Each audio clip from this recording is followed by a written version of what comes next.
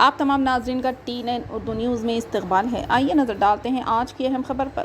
Barrister Asad الدین اویسی صدر کل ہند مجلس اتحاد المسلمین اور رکن پارلیمنٹ حیدرآباد نے شہریت ترمیمی قانون پر روک لگانے کی خواہش کرتے ہوئے سپریم کورٹ میں درخواست داخل کی ہے۔ واضح ہے کہ مرکزی حکومت نے 2019 میں منظور شدہ شہریت ترمیمی قانون CAA نافذ کر دیا ہے، جس کی مختلف گوشوں سے مخالفت کی جا رہی ہے۔ صدر مجلس نے سپریم کورٹ کے سامنے NRC کا مسئلہ بھی اٹھایا۔ انہوں نے عدالت میں درخواست دائر کرتے ہوئے اپیل کی ہے کہ CAA کے نفاذ پر فوری روک لگائی جائے۔ تو ہم نے سپریم کورٹ کو پہلے ہی ہمارا کیس سپریم کورٹ میں ہے۔ اس وقت گورنمنٹ آف انڈیا کے کونسل نے کہا تھا کہ گورنمنٹ آف انڈیا نے ابھی رولز نہیں بنائے ہیں، تو اس لیے ابھی اس پر کوئی بحث کرنا بہت جلدی ہوگا۔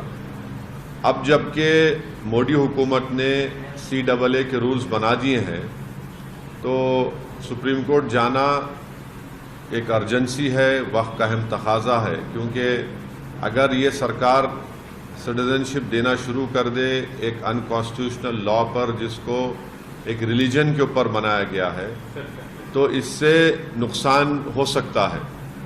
نقصان یہ ہے کہ سپریم کورٹ مانیٹرڈ ایک NRC آسام میں ہوا جس میں 19 لاکھ لوگوں کے نام نہیں آئے، اس میں سے قریب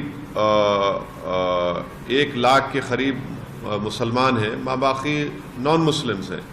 اگر آپ اس لا کے اس رولز کے تحت ان تمام لوگوں کو دے دیں گے سٹیزن شپ جن کا ریلیجن اسلام نہیں ہے، تو یہ بڑا ہی ناانصافی ہوگی ان لوگوں کے لیے، ان مسلمانوں کے لیے جن کا نام نہیں آیا۔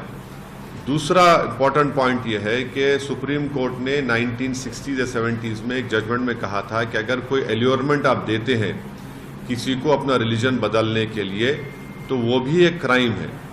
اب یہ سرکار یہ کہہ رہی ہے کہ اگر آپ کا ریلیجن اسلام ہے یا آپ مسلمان ہیں تو آپ کو سٹیزن شپ نہیں دی جائے گی، اگر آپ کا ریلیجن اس سے ہٹ کر ہوگا تو ہم دے دیں گے۔ تو یہ بھی ایک قسم کا ایلیورمنٹ ہے۔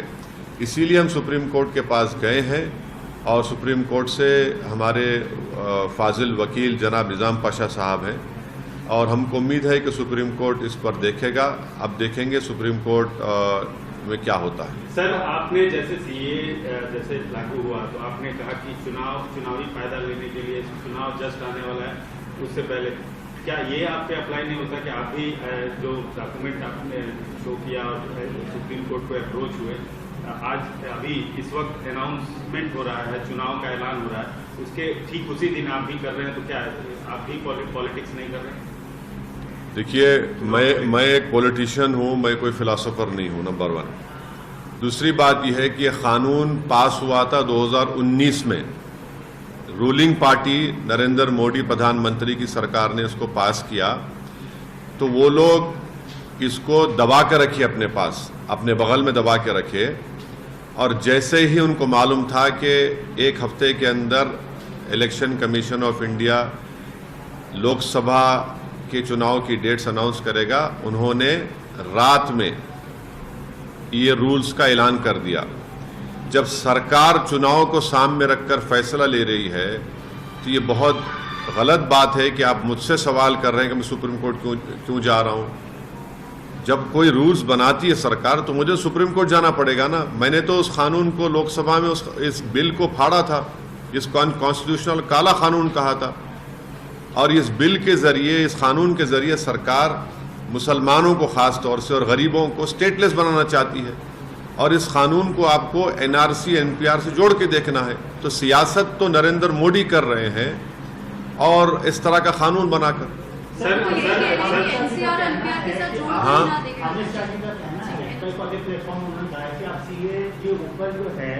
آپ جھوٹ پھیلا رہے ہیں، آپ راجنیتی کر رہے ہیں، آپ ڈر پیدا کر رہے ہیں۔ ان کا کہنا ہے کہ جو آپ بات بول رہے ہیں وہ پروویژن CAA کے جو نوٹیفیکیشن ہے، جو گورنمنٹ کا نوٹیفیکیشن اس میں نہیں ہے۔ ان کا آروپ ہے کہ آپ جان بوجھ کر راجنیتک فائدے میں ایک ہی بات کہہ دی امت شاہ اور نریندر مودی۔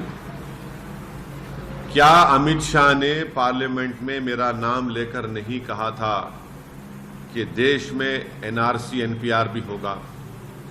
آپ کے کئی ٹی وی چینلوں پر امت شاہ نے کہا تھا کہ کرونالوجی سمجھیے، NPR NRC ہوگا؟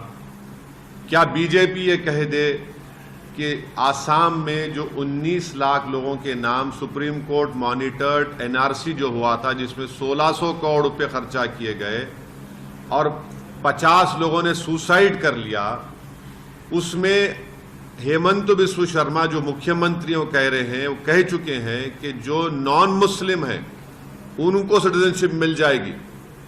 مسلمان کیا کرے گا؟